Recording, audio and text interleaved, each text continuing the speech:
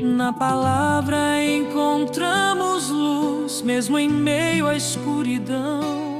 Quando os reinos se levantam sobre a terra e o poder dos homens parece não ter fim, Daniel nos chama à fidelidade, à confiança na eternidade.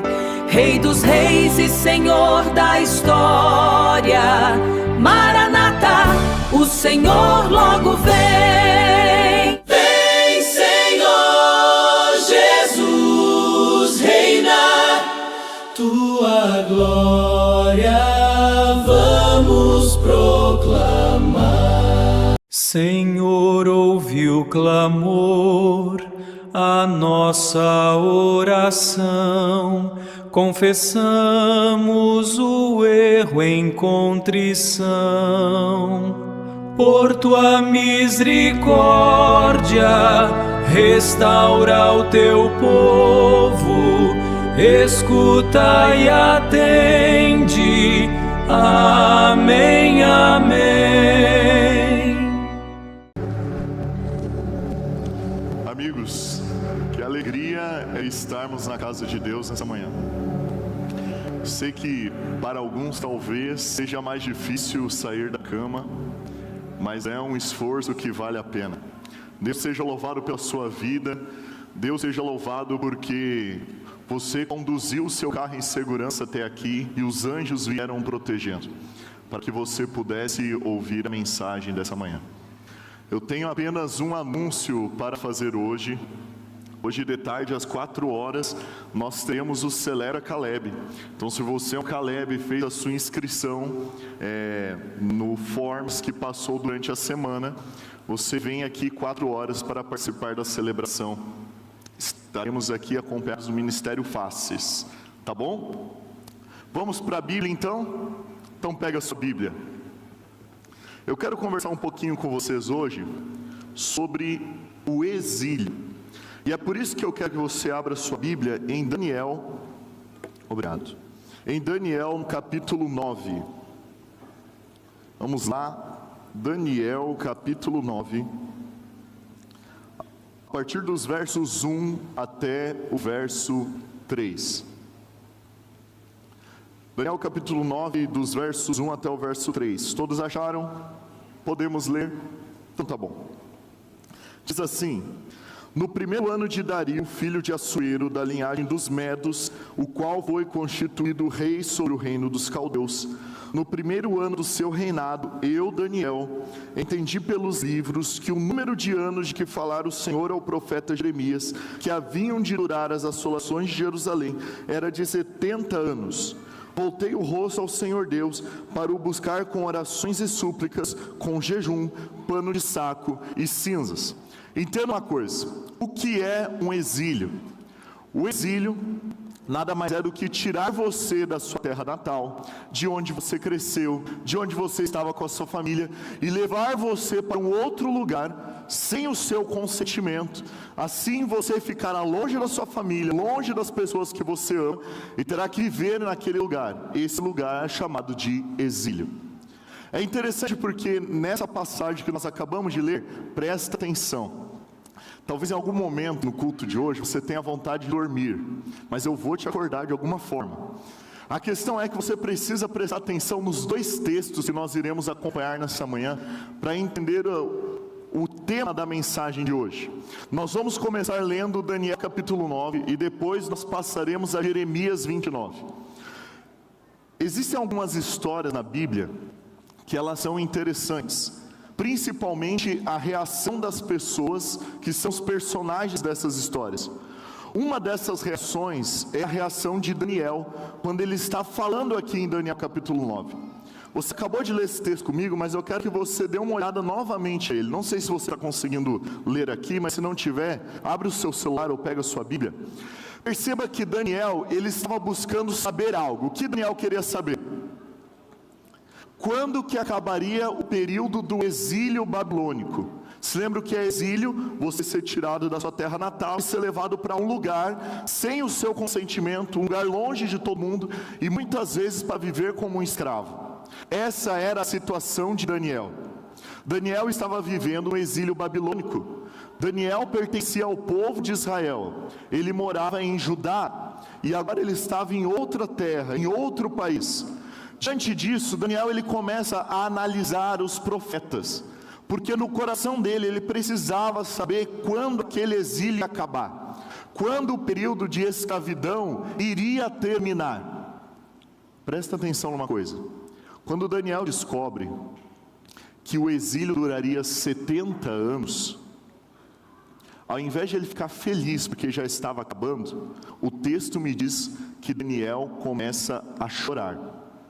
Olha o que termina dizendo no verso 3: voltei o rosto ao Senhor Deus para buscar com oração, súplica, com jejum, pano de saco e cinza. Jejum, pano de saco e cinza era algo que você fazia quando você entendia que existia um erro no teu coração e tu precisava ser transformado. Então Daniel, ao invés de ficar feliz, ele ficou angustiado com essa notícia.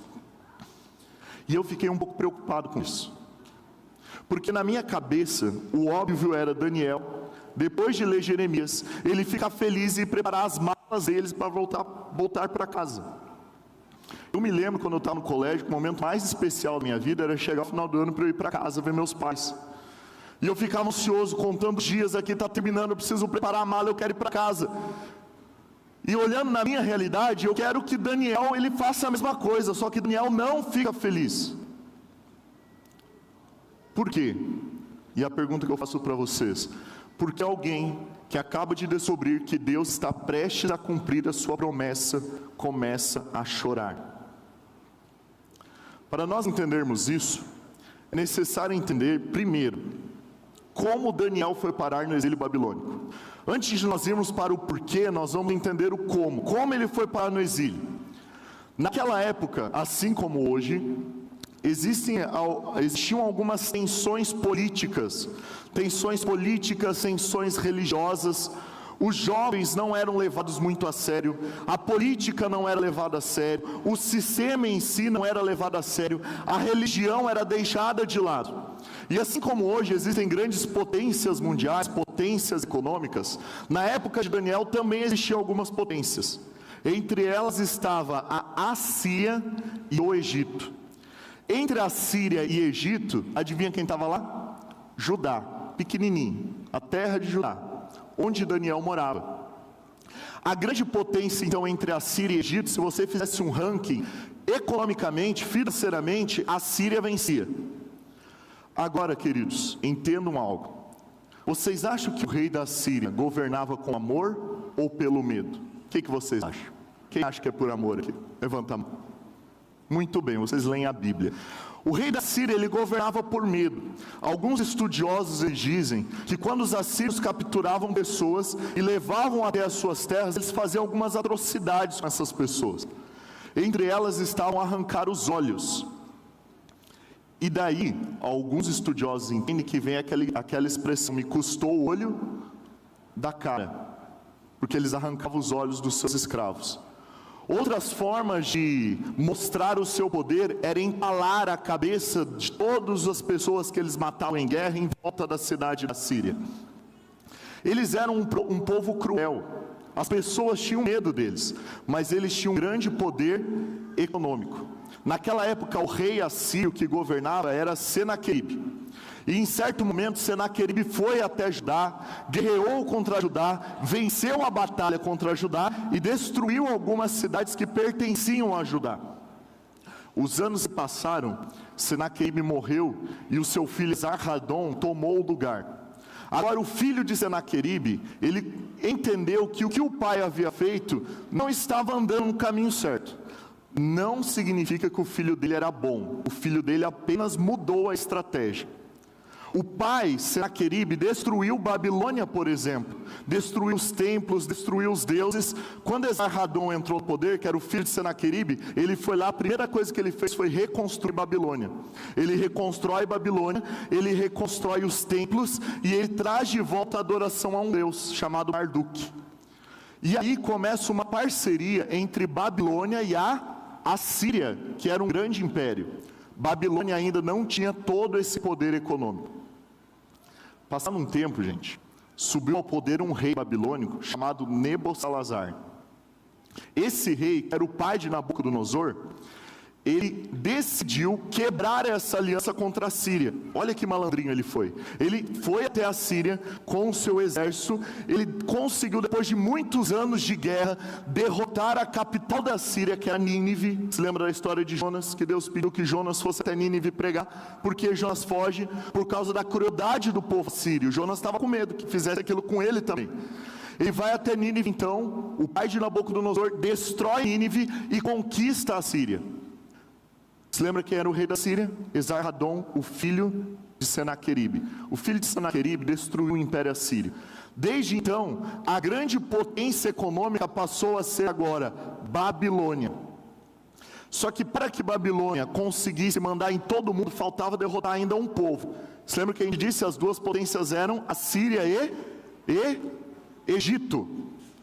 Babilônia já havia derrotado a Síria. Para que ela tomasse conta de tudo, ela precisava derrotar então o Egito. E naquela época o faraó era Nepo. E o faraó Nepo, descobrindo que os babilônicos viriam atacá-los, ele decidiu ir até a Babilônia. Só que, gente, para atacar a Babilônia, precisa passar por Judá. Josias, que era o rei da época, que era um rei que temia a Deus e fazia a vontade de Deus, ele falou o seguinte: aqui na minha terra tu não passas, se tu vier aqui a gente vai ter guerra. Josias entra em guerra contra o faraó, perde a guerra.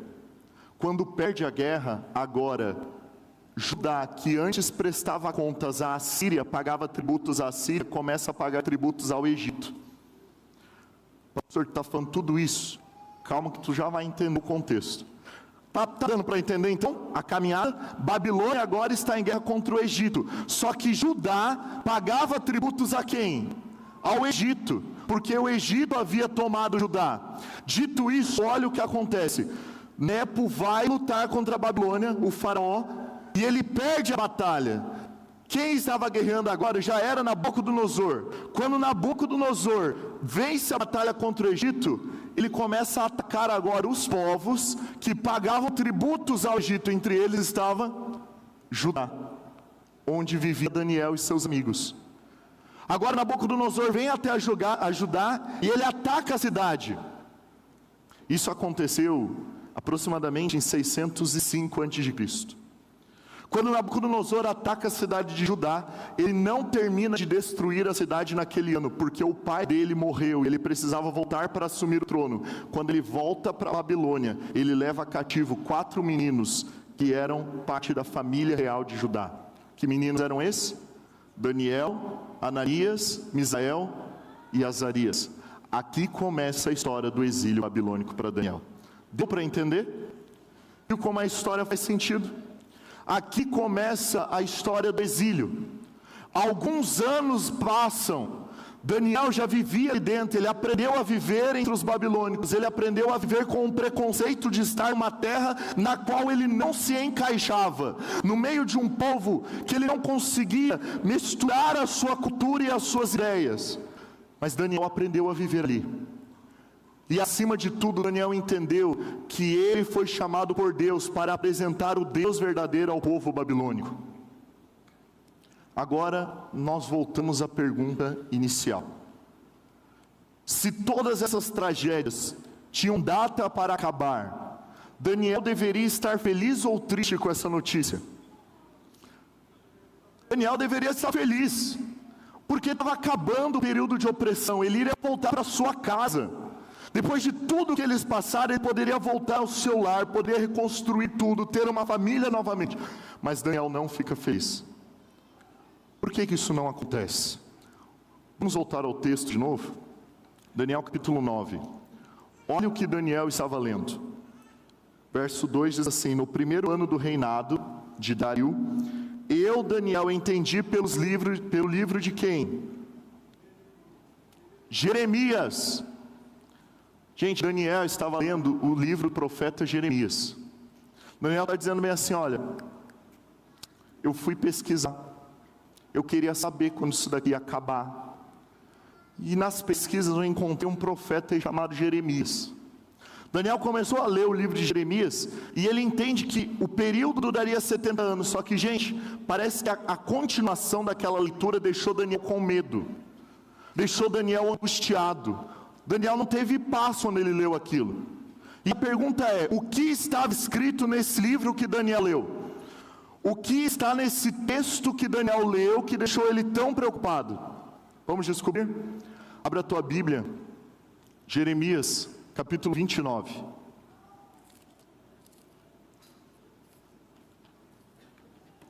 Jeremias capítulo 29, a partir do verso 10.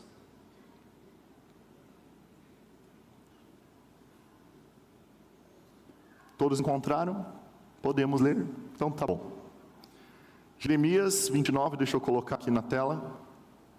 A partir do verso 10 diz assim: assim diz o Senhor, logo que se cumprirem para a Babilônia, quantos anos? 70 anos, atentarei para vós outros e cumprirei para convosco a minha boa palavra, tornando a trazer-vos para este lugar. Olha o que Deus está falando. Vou trocar aqui o microfone.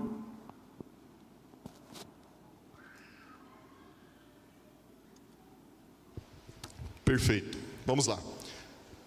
Gente, é isso daqui que Daniel estava lendo, tá bom? Então, ó, Daniel está lendo 70 anos, e depois se passar os 70 anos, a promessa de Deus é: gente, eu vou trazer vocês de volta para sua casa. Está com saudade de casa? Vou trazer você de volta para cá. Só que, se você olhar esse verso, não tem nada aqui para se assustar, não tem nada aqui para você ficar angustiado, para chorar, para ficar triste. Então eu acredito que Daniel leu um pouco mais. Perceba, verso 11, Deus começa dizendo: ei, eu sei que pensamentos têm a vosso respeito, diz o Senhor, pensamento de paz e não de mal, para vos dar o fim que desejais. E talvez você já ouviu esse texto várias vezes, já leu esse texto, já falou ele em algum lugar que você foi consolar uma pessoa e disse assim: eu quero ler um texto para você. Deus está dizendo para você: eu sei que pensamentos têm a vosso respeito. Mas quando eu fui analisar esse texto, eu descobri que naquele tempo, alguns profetas estavam dizendo quanto tempo duraria o exílio. E eles falavam assim: ó, fiquem tranquilos, porque o exílio babilônico vai durar só 2 anos. Fiquem tranquilos, porque será só 5 anos. Fiquem tranquilos, porque vai ser algo fácil. Deus olha para eles e diz: para!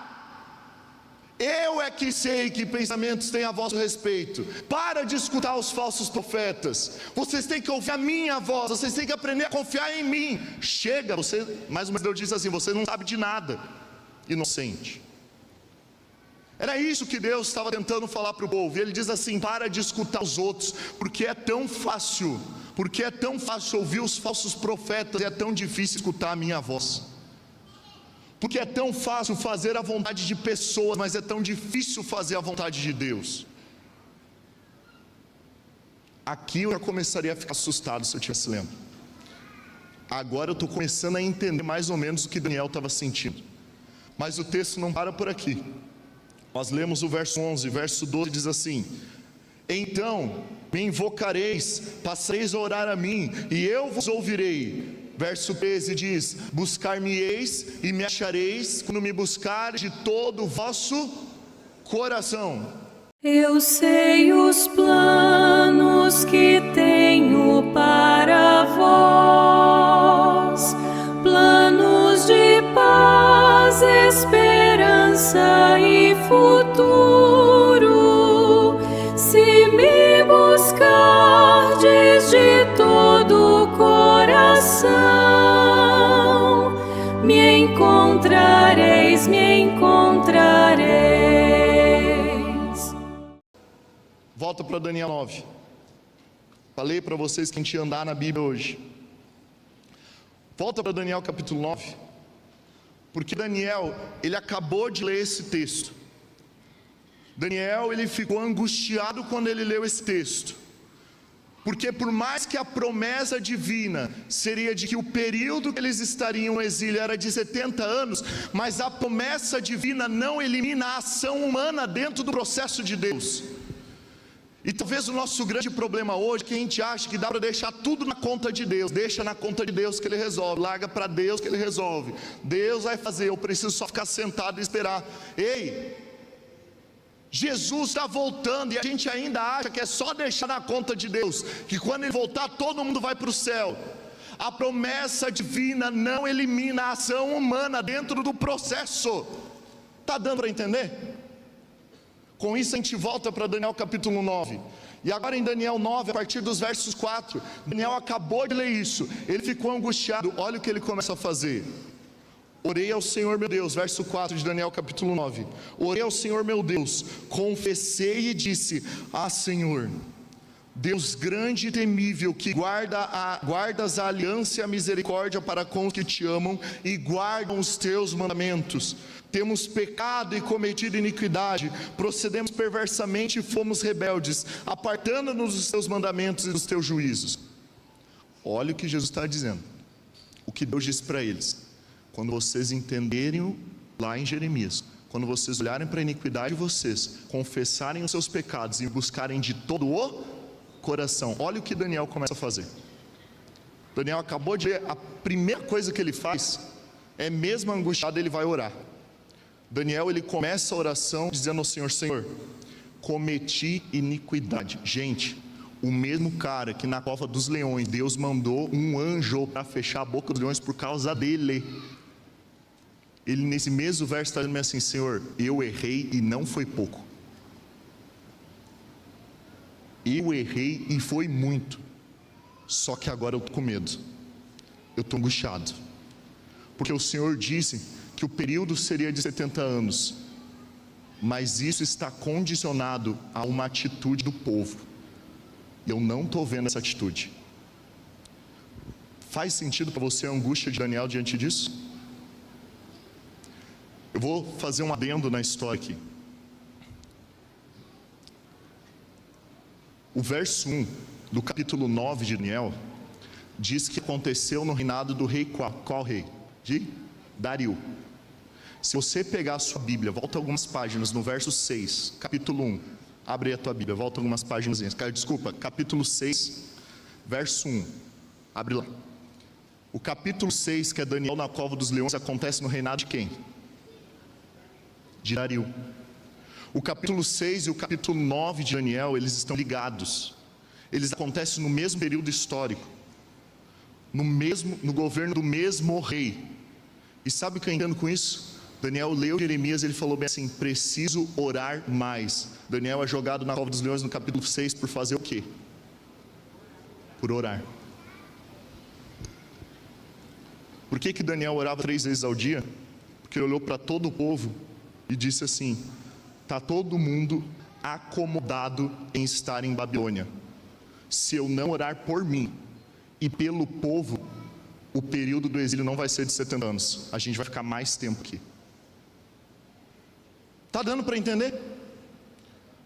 Daniel viu uma mornidão no povo, uma comodidade. O povo não mudava de vida. Entendam uma coisa: o povo foi para o exílio porque se afastou de Deus. O povo foi para o exílio por tudo o que eles haviam feito. Só que o povo não aprendeu nada no exílio. Deus mandou eles para lá para que eles pudessem ser transformados, mas parece que isso não aconteceu. Daniel, ele fala sobre iniquidade e pecado. Você já viu essas duas palavras na Bíblia algumas vezes talvez? Iniquidade e pecado têm o mesmo sentido? São a mesma coisa? Daniel está falando bem assim: Senhor, eu cometi iniquidade, cometi pecado. Por que ele fala essas duas palavras? É a mesma coisa? Entenda uma coisa: quando Daniel está falando sobre pecado, a palavra aqui que é ratá, ela está indicando o seguinte: é como se você tivesse um alvo. Bota a tua imaginação para funcionar agora, tá bom? Pensa que tem um alvo, sabe aqueles alvos das Olimpíadas, para tirar o alvo? Aqueles alvos coloridos assim, cheios de círculo. Tem um alvo, você está com a flecha ali e você puxa essa flecha para soltar. Na hora que você puxa, você solta, a flecha voa e você não acerta o alvo. Esse daqui é o pecado ratá na Bíblia. Está dizendo bem assim: tu até tenta, mas tu não consegue. Mas pelo menos tu está tentando. Iniquidade, quando Daniel está falando de iniquidade, que é avá, ele está dizendo bem assim, ó: é você insistir no erro. Porque quando eu começo a tentar acertar o alvo, eu penso assim, olha, eu preciso calcular ventos, errei. Opa, mas se eu errei, então quer dizer que eu preciso recalcular minha rota. Eu preciso mudar a direção que eu jogo a flecha. O que Daniel está dizendo bem assim, ó, eu errei e eu continuo acertando no mesmo lugar que eu estou errando. Eu insisto em errar, eu não quero mudar. Eu sei que eu erro. Sendo que eu sei que eu erro, está tudo bem. Então eu prefiro viver com erro do que mudar de vida. Está dando para entender? O problema de Israel, gente, era muito mais profundo do que a gente imagina. Não era apenas cometer pecado, eles cometiam pecado conscientemente. Eles sabiam que estavam errando, mas mesmo assim eles continuavam andando no erro. É a mesma coisa que você colocar um GPS no teu carro e tu vai seguir um caminho. Todo mundo aqui deve ter o Waze, já usou o Waze uma vez. Quantas vezes eu já me perdi usando o Waze, que ele fica recalculando rota o tempo todo, manda a gente para tudo que é lugar que não é o trajeto certo. Mas imagina que você coloca o Waze no seu carro. O Waze, ele faz o trajeto, calcula a rota que você precisa, joga a rota para você, você inicia a jornada. Em certo momento do caminho, tu diz, vou sair da rota. Por quê? Não sei, eu quis. Eu vou sair e você sai. Daí o que o Waze começa a fazer? Ele começa a girar aquele negócio para recalcular a rota. Volta. Não é por aqui, volta. Você diz, não, eu gostei dessa estrada, eu vou seguir nela. Mas essa estrada não vai te levar para o lugar onde você quer ir. E você diz assim, quem disse? Eu não confio nessas tecnologias de hoje. Coisa do inimigo. Eu é que sei. O que essa tecnologia sabe? Era o que estava acontecendo com o povo. Deus estava dizendo, filho, volta. Tu está no caminho errado. O lugar para onde você está indo, a estrada que você está indo, não vai te levar para onde eu quero, porque eu quero te trazer de volta para casa, mas você está indo para o contrário. O povo de Israel falava bem assim, e daí? Quem é tu? Eu é que sei. Os olhos para ele falam bem assim, miseráveis, não aprenderam nada até agora. Com isso, Daniel estava angustiado. Percebe que no verso 5, Daniel ele fala assim, cometemos iniquidade, cometemos pecado, procedemos perversamente. Olha só, a escada que Daniel está construindo aqui, é a escada do pecado contra o Espírito Santo, tá bom? Porque começa com o pecado de errar o alvo, daí você insiste no erro, por insistir no erro, o pecado muda o seu caráter. E daí Daniel fala bem assim, começamos a agir perversamente. Queridos, quando chega na etapa do pecado mudar o caráter, é quando Deus olha para você e diz assim, aí o pecado não tem perdão, que é o pecado contra o Espírito Santo. Alguns vieram para mim e falaram assim, Cristiel, que sentido tem pecar contra o Espírito Santo, o pecado contra o Espírito Santo não ter perdão, sendo que todo pecado pode ser perdoado? A questão não é que Deus não quer te perdoar. O pecado contra o Espírito Santo é você não querer ser perdoado por Deus. Porque você começa a dar as costas para Deus. Lembra, Deus está recalculando a rota, falando, filho volta, e eu insisto em continuar andando para o caminho contrário. Só que quanto mais eu ando nesse caminho, mais eu me convenço de que o certo sou eu e não Deus, e mais eu viro as costas para Deus, e eu paro de dar ouvidos a Deus, eu não escuto mais a voz de Deus, e aí vem um grande problema. Não tem como eu ser salvo se eu não sinto que estou perdido. Não tem como você ser salvo por Jesus se você não sente que está perdido. A Bíblia diz, o Espírito Santo te convence do pecado, da justiça e do juízo. Se eu dou as costas para o Espírito Santo, eu não sei mais o que é pecado, porque é Ele que me convence do meu pecado. Está dando para entender? E aí eu começo a pensar que eu estou no controle da minha vida. É isso que aconteceu com o povo. Verso 6, acompanha comigo, capítulo 9, verso 6 diz assim, e nós não demos ouvidos aos teus servos, os profetas, que em teu nome falaram aos nossos reis, nossos príncipes, nossos pais, como também todo o povo da terra. Gente, se tem uma coisa que Deus faz, é insistir para que você volte para casa. Se tem uma coisa que Deus faz, é bater na porta do teu coração, até que você diga, eu não te quero aqui. Sabe o que Deus fez com o povo de Israel? Ele mandava os profetas avisar o povo e dizer: vocês estão no caminho errado. O povo ia lá e matava o profeta. Deus mandava os seus servos e dizia: vocês estão no caminho errado. O povo ia lá e matava os servos. Daí sabe o que Deus fez? Ele mandou Jesus, adivinha? Matou Jesus. Esse é o pecado contra o Espírito Santo. Queridos, eu quero que vocês entendam uma coisa aqui hoje. Jesus está voltando. O nosso tempo no exílio terrestre está acabando. Isso quer dizer uma coisa para você: está acabando. O nosso lugar não é aqui. O nosso lugar não é nessa terra. Jesus disse assim: ei, eu estou indo, eu vou preparar lugar, e quando eu for preparar lugar, eu vou voltar para levar vocês junto comigo, porque vocês não pertencem a essa terra, essa não é a casa de vocês.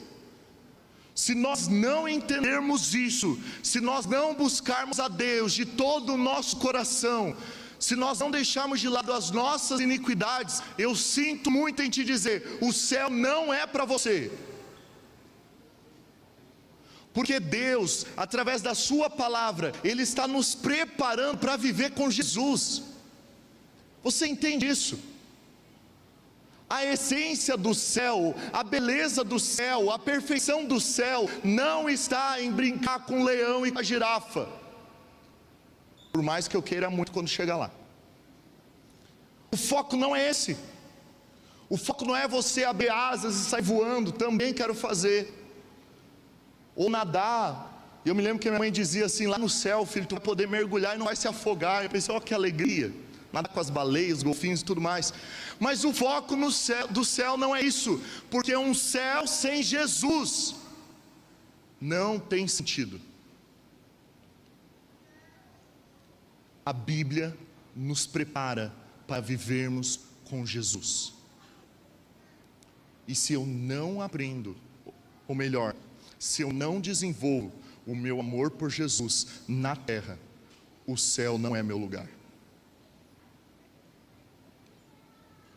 Se Daniel estava desesperado naquela época, imagina a gente hoje. Daniel ouvia a voz de Deus. Daniel tinha visões. A gente hoje tem a palavra. As histórias já aconteceram. Eles no passado já erraram, para que nós pudéssemos acertar. Sabe qual é o grande problema? O grande problema é quando eu paro de chamar a Babilônia de exílio e começo a chamar a Babilônia de lar. Porque quando a Babilônia se torna minha casa, eu paro de desejar Jerusalém. Eu quero contar uma história para você, para nós irmos encerrando a mensagem dessa manhã. Deu para entender a mensagem? Nós vamos voltar, porque até agora nós falamos o porquê precisamos mudar, mas nós precisamos entender como vamos mudar. Mas antes eu quero te contar uma história. Quando eu estava no colégio, e você deve pensar assim: pastor, quanta história de colégio tu tem? Gente, eu tenho 23 anos, eu não vivi muita coisa da minha vida ainda. O clímax da minha vida foi o internato, então só tem história de lá. Mas assim, quando eu estava no colégio, eu tinha um amigo entre aspas, mas era o Felipe. Queridos, o Felipe não era exemplo de aluno, não era exemplo de cristão, não era exemplo de absolutamente nada. O Felipe fazia tudo o que era errado. As sextas-feiras e os sábados do Felipe eram nas baladas, nas festas. Vou falar baixinho isso daqui, mas o Felipe foi um dos adolescentes que mais fumavam que eu conheci. Nunca vi alguém fumar igual ele. Fumava, bebia, usava drogas. Essa era a vida do Felipe. Se você for pesquisar o Felipe no Instagram, eu mudei o nome para você não saber quem é, tá bom? O Felipe, ele vivia sem preocupação se estava errando ou não, porque nessa caminhada aqui do pecado, o Felipe, ele já tinha passado a insistir no erro. Para ele, fazer coisas erradas não afetavam mais a sua mente. Ele estava tão enraizado com Babilônia, que ele não tinha vontade nenhuma de voltar para casa, para Jerusalém. A vida do Felipe, gente, era assim. Eu conheci o Felipe no primeiro ano do ensino médio. Eu lembro quando eu entrei na sala, estava lá o Felipe, umas calças largas, que aqui afinava, tudo rasgado assim. Aí um boné pro lado, tipo o Will Smith do Maluco no Pedaço, todo colorido assim. Um cabelo moicano. Felipe era interessante, para não dizer diferente. A gente estava ali na sala de aula, só que nós nunca fomos próximos, amigos assim, nunca fomos. Conversávamos e tudo mais, mas de amizade nunca rolou. Eu sempre fui no colégio, eu sempre, na escola adventista, tem aquelas divisões: quem vai ser tesoureiro, quem vai ser o capelão da turma, eu sempre era o capelão da turma. E eu me lembro que ser capelão era só uma coisa mais assim. Beleza, fazia meditação de vez em quando, conversava com a galera. E o tempo foi passando, Felipe arrumou uma namorada, eles tiveram alguns problemas. Eu me lembro do dia que o Felipe saiu do colégio. E quando o Felipe saiu do colégio, ao invés de a gente ficar preocupado com a vida que o Felipe ia levar depois, a gente falou bem assim: ufa, saiu da turma, só fazia coisa errada. Gente, passou o segundo ano, passou o terceiro ano, eu nunca mais tive contato com o Felipe, mas eu imaginava na minha mente o que ele estava vivendo, porque o colégio ele ainda consegue te prender de certa forma. Você consegue ter uma certa consciência dentro do colégio, mas saiu dali, você volta para o famoso mundo real, sai da bolha, e você está livre para fazer o que quiser. E se ele já conseguir essas liberdades escapando do colégio, imagina agora lá fora, que não tinha preocupação nenhuma. A família dele era completamente desestruturada. O Felipe não conhecia o pai e foi abandonado também pela mãe. Eu me lembro na adolescência que o Felipe já morava sozinho. Ele ia para a escola sozinho, lavava sua roupa sozinho, fazia tudo sozinho. Chegou o terceiro ano do ensino médio. Nós estávamos nos preparando para a formatura. E o terceiro ano é aquele momento, oba, oba, passamos de ano já, vai ter formatura e tudo mais, todo mundo feliz e contente. Até que um dia, nós teríamos o JA, era um sábado, ia ter o JA de tarde, em uma das capelas dos dormitórios, seria na capela do residencial feminino. E todos os JAs eram lá. E o pessoal saía, andava pelo colégio, andava na capela.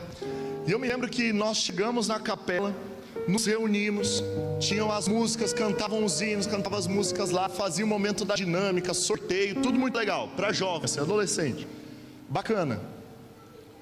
E daí chegou o momento da mensagem, e a gente ficou esperando qual dos pastores iria trazer a mensagem. Gente, qual foi a minha surpresa? Quando eu olho para o corredor e vinha descendo o Felipe com o microfone na mão e uma Bíblia na outra. Primeira coisa que eu pensei é: misericórdia, Senhor, o que esse guri vai falar? Eu nunca mais tinha visto ele. Ele tinha saído do colégio, mas depois eu descobri que ele continuou morando ali na cidade onde estava o colégio. O Felipe, ele chegou, subiu na plataforma, sentou, era alto assim, ele sentou aqui, e aquele guri começou a pregar de um jeito que eu nunca tinha visto. Ele começou a falar sobre arrependimento, sobre como Deus resgata, como Deus transforma, muda vidas. E gente, eu comecei a ficar impressionado com aquilo, todo mundo impressionado, porque a galera que começou estudando com ele conhecia quem era o Felipe antes. E agora o Felipe estava ali pegando para todo mundo assistir.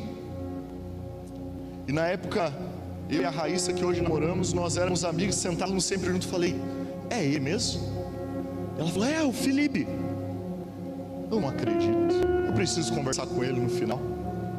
Gente, o Felipe tinha um brilho no olhar, sabe aquele brilho de paixão mesmo? Nunca vi alguém tão apaixonado por Jesus como aquele cara. Terminou a mensagem, Felipe foi para a porta conversar com os amigos da época, e eu cheguei junto dele e falei bem assim: rapaz, não acredito que é você. Ele disse assim: Cris, como é que tu tá? Nós nunca fomos amigos, mas a gente se conhecia.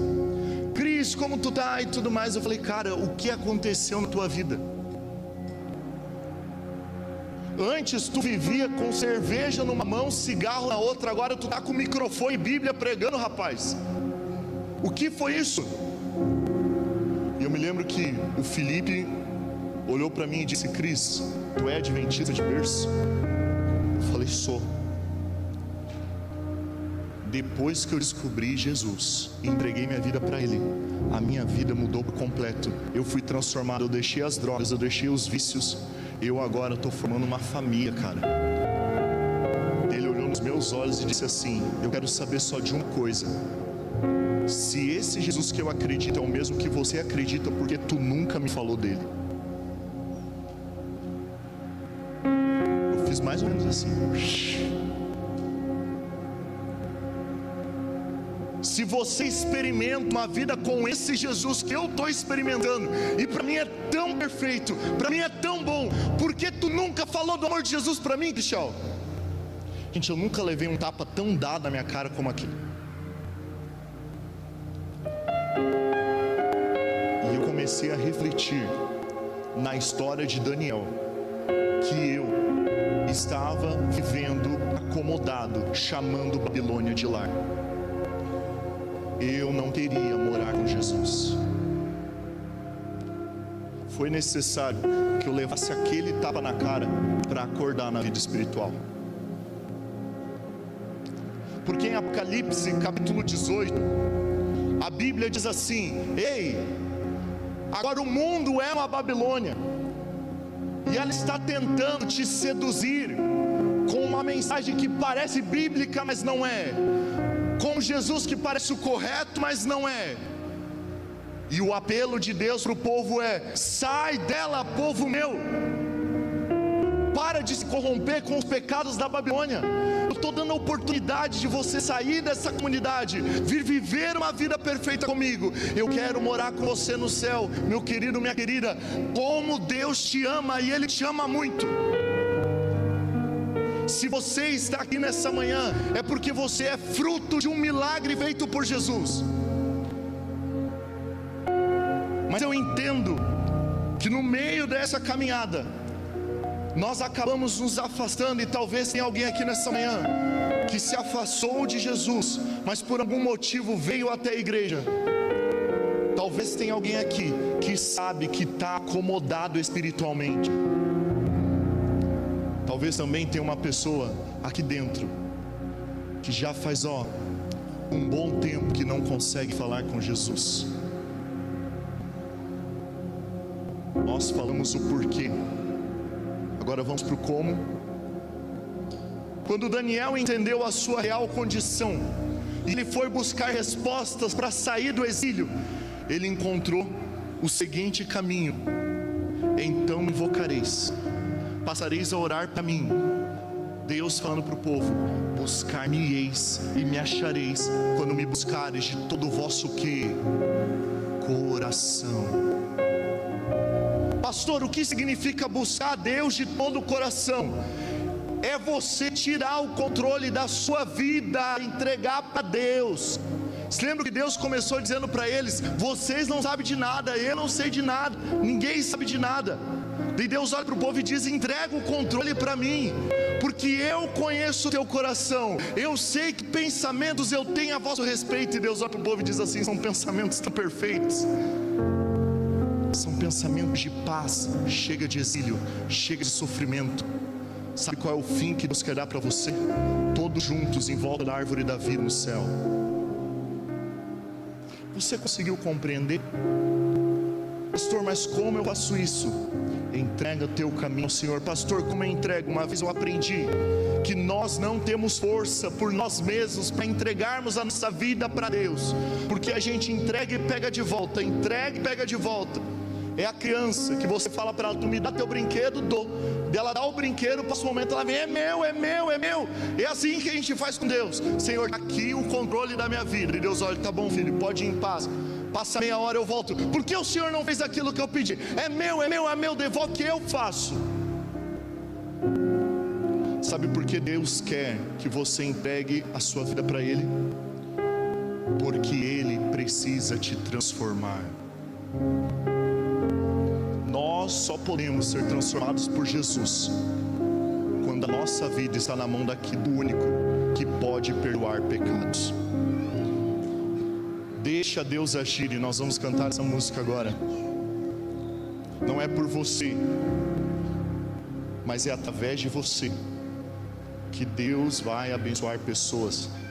Como Ele vai agir eu não sei, quando Ele vai agir eu não sei, mas deixa Deus agir na tua vida. Você compreendeu a mensagem dessa manhã? Entendeu que o nosso mundo é uma Babilônia espiritual, e Deus está nos chamando de volta para casa, que é a Jerusalém celestial. Você quer ir com Jesus para Jerusalém?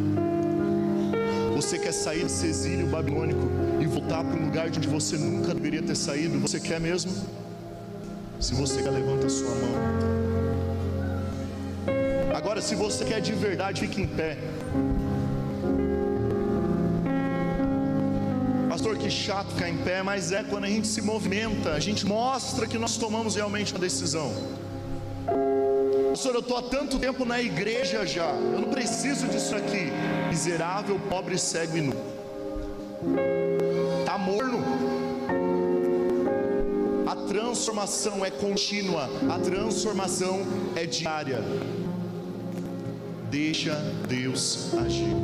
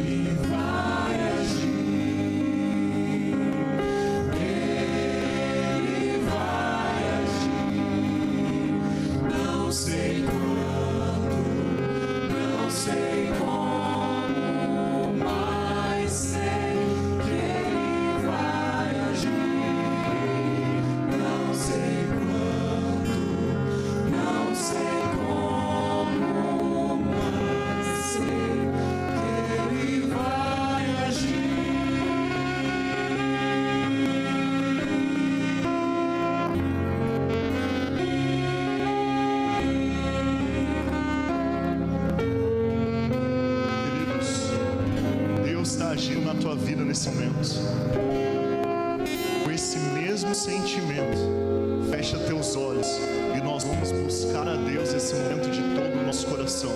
Ora comigo. Senhor Deus, amado Pai,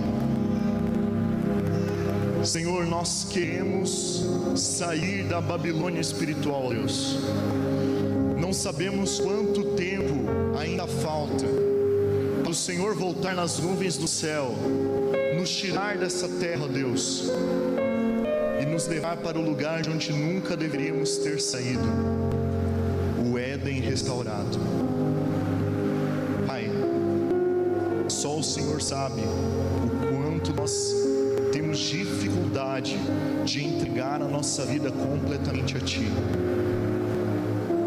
Agora com Cristiel, eu digo, Senhor, o Senhor viu o quão foi difícil preparar essa mensagem, porque ela fala muito mais sobre mim do que sobre a cereja.